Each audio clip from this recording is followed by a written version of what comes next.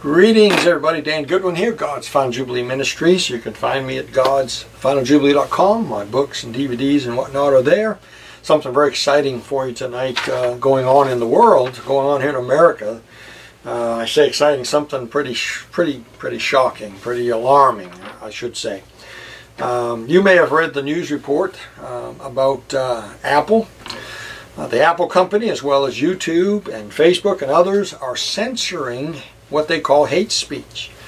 By the way, this is from CNBC.com, Monday.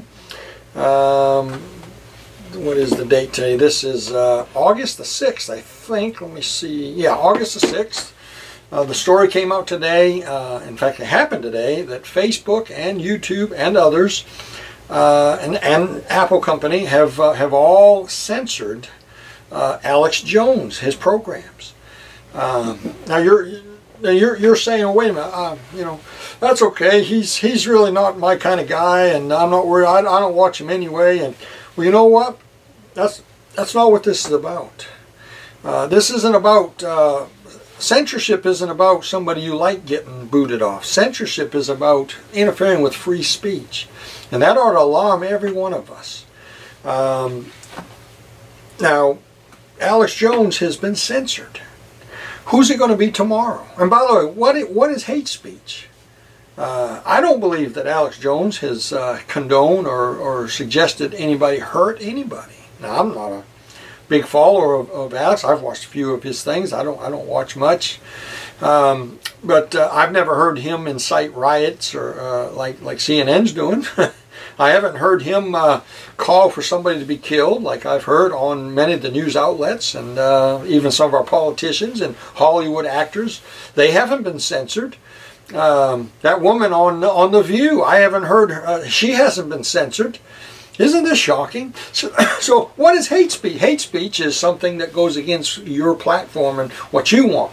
So they're using that as an excuse to silence right-wing people. That ought to alarm us. It might be you tomorrow. How'd you like to, let's say you've got a YouTube channel. How'd you like if you woke up tomorrow morning, went to your YouTube channel, and it was gone? All your videos have been wiped off and you've been censored, you've been booted off. Or your Facebook page. If it can happen to Alex Jones, it can happen to anybody. It can happen to us. And we need to stand up for free speech. Not speech that we like, free speech. And listen, who's to say what hate speech is? Let's say you preach against false doctrine or false religion, and a religion that says that you got to live good to go to heaven or something like that, and you preach against that. They could consider that hate speech. How about you speak out against the Muslim religion? Is that hate speech, or is that preaching the Bible? You speak out maybe against homosexuality or gay marriage or something. Can that be considered hate speech? Sure. We need to wake up. Let me read you what I got. The title of my YouTube video is "The Apple Does Not Fall Far from the Tree." Now here's the story that was on Drudge Report today, and it comes from CNBC.com. I'm sure there's other folks that carried the story, but and it's the story. You can go on online and read that for yourself. But the story was about the fact that, in fact, I got it here. Let me. Here's an excerpt from the website. This is from CNBC.com.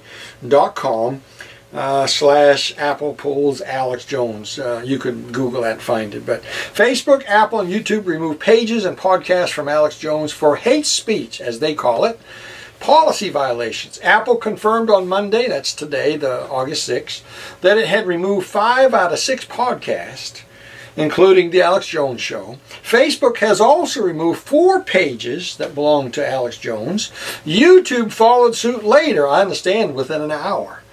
Talk about collusion. These people all got together and decided to boot somebody that they didn't agree with off the airways. That could happen to anybody. That could happen to a preacher. That could happen to a right-wing politician. It could happen to a right-wing news organization. It could happen. It is happening. Apple and Facebook said Jones violated hate speech policies on their platforms. Yeah. Okay. Now here's something interesting.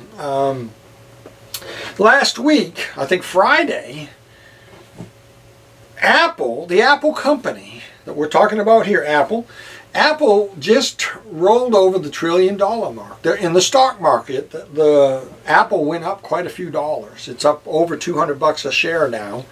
The market value of Apple company is now over $1 trillion. In fact, they said that it is the most expensive company on the stock market right now in history, and very possibly the most expensive company in the entire world, let alone the stock market. Now here's what's interesting. They're involved in this censorship. They're huge, multi-trillion-dollar company, right? So they become a $1 trillion company, publicly traded. Computers and internet are and will be used to bring in the New World Order and to institute the mark of the beast. I believe computers are at the center of it. There is no way that the one world order could come into existence and that one man could rule the whole world without the internet, without computers. We all understand that. That means this is a pretty big deal, this Apple company and computers and internet and all this. So, computers and the internet are and will be used to bring in the New World Order and to institute the mark of the beast. Now let me share something else here. Here is the symbol of Apple. It's an apple, the Apple company, Macintosh. By the way, my PowerPoint is on a Mac computer, Macintosh. That's an Apple, we call it an Apple computer. I do live streams and I have a iPhone that is an Apple. That's my Apple iPhone here.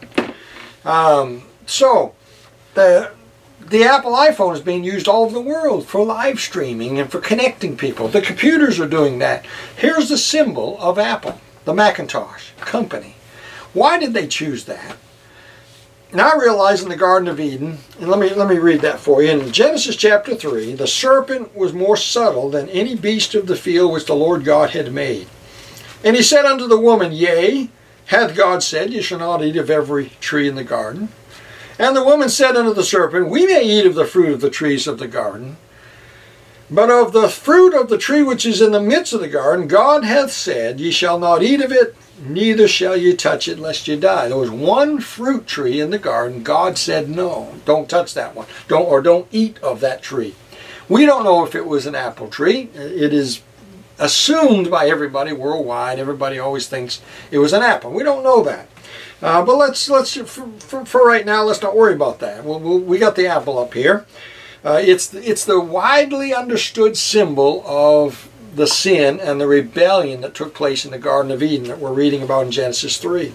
For the verse 4, the serpent said unto the woman, Ye shall not surely die, for God doth know that in the day ye eat thereof, your eyes shall be open, and ye shall be as gods, knowing good and evil. And when the woman saw that the tree was good for food, and that it was pleasant to the eyes, and a tree to be desired to make one wise, she took of the fruit thereof, and did eat, and gave also unto her husband with her, and he did eat. And there's the bite out of the apple. Why did Macintosh, the Apple company, why did they choose this as a symbol of their company? Well, something else, some other history here you may not know. There's a man named Alan Turing, and I have next to him an apple with a bite taken out of it. Alan Turing is noted as the inventor of the computer during World War II. Here's what LiveScience.com has to say about Alan Turing. He was a British scientist and a pioneer in computer science. During World War II, he developed a machine that helped break the German Enigma code. By the way, the Enigma code was the code the Germans used to organize their strikes and whatnot, and the British and the Americans wanted to break that so they could get ahead of the game. They hired this guy to figure out the code. And it's called the Enigma thing here. By the way, there's a movie called The Imitation Game that came out in 2014 about this man right here and about the process of how he broke that code. In the process of doing so, he built a computer, so to speak, and is the father of the computer as we know it. He was an openly gay man during a time when homosexual acts were illegal in Britain. Turing committed suicide after being convicted of gross indecency, homosexual act, and sentenced to a procedure some call chemical castration. He has since become a martyred hero to the gay community, and a movie came out about him in 2014. In late 2013, nearly 60 years after his death, Queen Elizabeth II formally pardoned Alan Turing. All right, Alan Turing died. Now here's the interesting thing. Alan Turing died by taking a bite of a poisoned apple. That's right. That's how he died. Isn't this strange? Isn't this coincidental? Remember what I said at the beginning? The apple does not fall far from the tree. Here's the apple again, here at the end of all things, at the end of the church age, right before the Lord comes back, the apple has come back. The Apple computer, the Apple system, and now they're censoring people, and they're preparing to bring in the one world system. He died by taking a bite out of a poisoned apple. It's believed that he committed suicide, although there are some who believe it could have been an accident. He was very absent-minded and whatnot. He dealt with chemicals and stuff. They say he could have set the apple in some poison by mistake and took a bite out of it and died. Another possibility that I've read is that they think that the government may have killed him because they were afraid that he would leak information either accidentally or whatever. They didn't want other countries to get the technology or the understanding of the computer.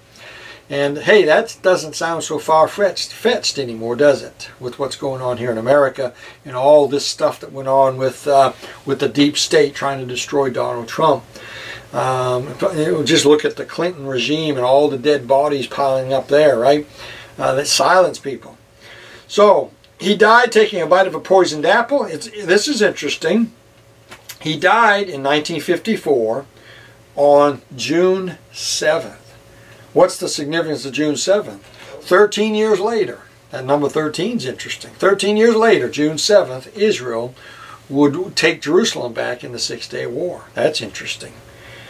And then, so the exact day, 13 years later, now we find Apple is censoring political speech today. They call it hate speech, along with Facebook and YouTube. It is all starting to make sense now that the apple does not fall far from the tree. And in other words, man fell in the garden, in the presence of the tree of life. In Eden, the garden of God, they fell. Satan, the prince of the power of the air, the internet, is still at work deceiving and leading people away from God and using once again an apple to do it.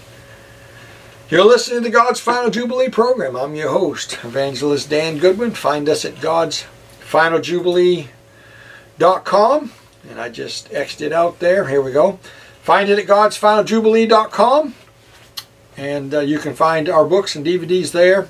Thanks for listening. We'll see you next time.